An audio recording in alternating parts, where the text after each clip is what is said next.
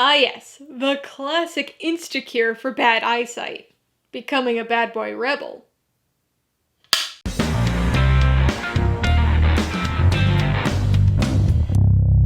Hey everybody, welcome to Mainly Movies. As part of my Halloween review series, today I'm going to be talking about the 13th film in the Halloween franchise, 2022's slasher sequel, Halloween Ends. If you're new here, please consider subscribing for a variety of movie-related content like reviews, rank lists, and trailer reactions. All my reviews include a breakdown of the pros and cons, my rating, and some tailored film recommendations, so be sure to watch through to the end of this video for all of that extra content. Halloween Ends stars Jamie Lee Curtis, Andi Matichak, and Rohan Campbell, and was directed by David Gordon Green. Set 4 years after the events of Halloween 2018, it tells the story of Corey Cunningham, played by Rohan Campbell, who finds himself trapped in the midst of a 4-decade-old conflict between Michael Myers and Laurie Strode. Although it may seem like we're currently inundated by sequels, remakes, and reboots, the concept of a franchise is nothing new. And as much as we collectively yearn for the days of original standalone films, we return to franchises time and time again. For one thing, familiarity. There are exceptions, of course, but most franchises tend to give us more of the same. The same characters and stories and ideas, just repackaged in a slightly different way. Different enough to entertain, but similar enough to satisfy our desire for more of the thing we liked to begin with. This is a challenging balance to strike, especially when every person has a slightly different ideal, different to same ratio. That's part of what makes successful long-running franchises so remarkable. Each individual film might not strike that balance for everybody, but on the whole, they've managed to satisfy enough people to keep going. The Halloween franchise is now 13 films long, having been active for 44 years. That's impressive for any genre, but especially for horror. Keeping a franchise going for that long is not an easy thing. So when David Gordon Green's new trilogy kicked off in 2018, there was a lot riding on it. This wasn't just any sequel. This was a continuation of Laurie Strode's story. Halloween Kills was a nostalgia-fueled continuation of that story, a stepping stone film, setting up for a Laurie versus Michael showdown more than 40 years in the making. Halloween Ends was supposed to be that conclusion to the trilogy, to Laurie and Michael's story, and possibly to the franchise as a whole. The previous two films, not to mention this movie's marketing, all built towards that conclusion, that showdown. But that's not what this film is. It's not really about Laurie Strode or Michael Myers. They're both certainly in it, and there's some good stuff with them and some satisfying moments between them, but they are far from the focus of this film. Bizarrely, Halloween Ends is not a film that delivers on expectations. In some cases, that kind of subversion can be a good thing for a film, an exciting thing, but for the final movie of a 44-year-old slasher franchise, probably not. People want certain expectations met. They want to see Michael Myers wreaking bloody havoc on Haddonfield. They want to see the long-awaited and teased showdown between Laurie and Michael. They want to see a satisfying end to the Halloween franchise they've known and loved for the last 4 decades. So it's understandable that many people feel like this movie was a bit of a bait and switch. So if this movie isn't really about Laurie, and it's not really about Michael, then who is it about? Corey Cunningham. Doesn't ring a bell? Well, he shouldn't, because he's an entirely new character created for this film. Now, I'm gonna be fairly vague when talking about this character, because there are a lot of things about him that are central to the story, and would definitely be considered spoilers. I'll be honest, I actually like Corey. He takes a very predictable route, and it all feels a bit rushed, but the idea behind this character isn't a bad one. It's just a weird direction to go, to introduce a brand new character in the final movie and make them the focal point. I mean, it's not like he was even a minor side character introduced in a previous movie. He just comes out of the blue and gets the spotlight over both Laurie and Michael Myers. Corey's presence alone is enough to be controversial, but his specific role in the story is going to be especially divisive among viewers. Again, I have to be pretty vague here to avoid any spoilers, but there are some things that happen with this character that might seem a little out there, especially to people who aren't really into this franchise and maybe have only seen the original movie and this new trilogy. But I will say that there is some precedent for some of the things that happen here. This franchise is very inconsistent and can be broken up into several different timelines that don't really have much overlap or bearing on one another. But Halloween's 4 through 6 comprised what was known as the Thorn Trilogy, and explore some more kind of supernatural out there ideas surrounding Michael Myers. And there's one aspect of that makes an interesting and unexpected return here with the character of Corey. It's not a bad idea, even though the execution's very rushed. It's just, again, a bizarre route to newly take in the third film of a trilogy. The film has its issues, but thematically speaking, Halloween Ends is a bit deeper than you might initially expect. The lack of focus on Laurie and Michael Myers is a little strange and disappointing, but I can see the other side of the argument here.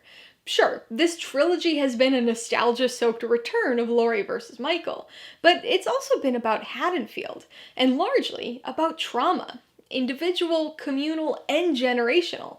It's explored what trauma does to people like Laurie and Allison and now Corey, even what it does to Michael Myers. But this trilogy has also explored what trauma and fear does to a town, the blame and anger it can ignite. This film's thesis is that evil is an infection. Like the cut on Corey's hand, this infection can spread within an individual at first, but eventually from person to person until it's the whole town that's infected. Until it really isn't even about Michael Myers anymore, which is exactly what this film delivers. As with the other two films in this trilogy, there are a number of visual callbacks and references to other movies in the franchise, especially the 1978 original. It's not quite as nostalgia-saturated as its predecessors, but the third act has enough throwback moments to satisfy those looking for Easter eggs and connections. Also, like the other two films in the trilogy, Halloween Ends has some occasionally awkward, unnatural dialogue and is riddled with inexplicable character decisions that seem to contradict past character development, leaving you rolling your eyes in exasperation. It's got some decent bloody kills and some memorable and satisfying moments, but it's largely a confusing direction for the end of the trilogy, never feeling like a logical continuation of what came before. Halloween Ends is destined to become a divisive film, much like other movies in the franchise that have dared to do something different. A certain other third film comes to mind, but much like with that film, I think appreciation will eventually grow for this movie, once, or if, people are willing to view it in a light unclouded by their preconceived notions and unfulfilled expectations. Alright, let's talk about the pros and cons. Pro number one has got to be the themes. Now, this is definitely not something I expected to be putting on the pros list, and I'm sure it's probably not really what people wanted from this film, but this movie seems to focus on some of its deeper ideas and meanings, most notably the concept that evil is an infection. It starts in individuals with some sort of trauma, but when left untreated, it can spread from person to person until it infects the whole town. And when unresolved, this trauma and this evil infection can continue on and be a generational threat. Evil won't die because it's changed form and lives within everyone that's come in contact with it. This might not be as good as a Michael Myers focus for most people, but thematically speaking at least, it actually works. The second pro is Corey. So Corey kind of spans both the pros and cons for me. Starting on this positive side, I have to say that I do like him as a character. He's kind of weird, and his trajectory is super predictable, but it sort of works. There are some interesting ideas applied to him that come back from earlier films in the franchise, which kind of blend in with some of the themes at play here. There's a lot of potential with this character. It's just all really rushed, and definitely a weird route for this particular film to take. On the con side, the biggest issue is the focus. Like I just mentioned, there are things about Corey that fall on this con side for me, and the decision to focus on his character in this film is a bizarre one. It does expand upon the trauma and evil as an infection idea, so thematically it makes sense. But to introduce an entirely new character in the final film as a departure from what was dramatically set up in the previous two films is strange at best. It almost feels like there was no overarching plan to this trilogy. It should have been a very straightforward and easy to craft final film, to deliver on the expectation of a Laurie versus Michael showdown that was 44 years in the making. Not just one little fight per movie, but a whole film leading up to a satisfying conclusion. The second con has gotta be the odd character decisions. This really isn't a huge surprise. It is a slasher film after all. The Halloween franchise is full of stupid character decisions. In fact, it depends on them in many cases. But this movie features some things that just feel bizarrely out of character for some of these characters, especially Allison. I'm avoiding spoilers here, but she pursues something and returns to her previous viewpoints regarding Laurie very suddenly, despite the film establishing that these two have had 4 years of a good and trusting relationship since the events of Halloween 2018. So Allison's unusual actions here feel inauthentic for the character, and more like just necessary writing to drive the story in a certain direction. Before I give you my rating and recommendations, I want to remind you that if you're interested in buying Halloween Ends or any of the other films I mentioned today, I do have affiliate links for all of them in the description below. I get a small commission from anything you buy using one of my links, so I'd really appreciate it if you use them if you're in the market for any of these movies. I'm gonna give Halloween Ends 3 out of 5 paws. This purported final film in the franchise is an engaging, occasionally bloody Haddonfield tale. It would be a fine, even slightly above average, spin-off film, but is undeniably disappointing as the conclusion of the current trilogy.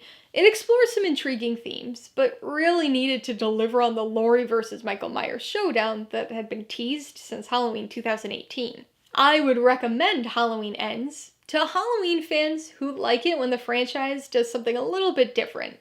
If you want more of the same, or the expected follow-up to Halloween Kills, then you'll probably be at least a little disappointed with this one. But if you like some of the more out-there entries in the franchise, like Halloween 3 for instance, or if you like some of the ideas introduced during the Thorn trilogy, then this might be more enjoyable for you. If you liked Halloween Ends, I would recommend Halloween 4, The Return of Michael Myers.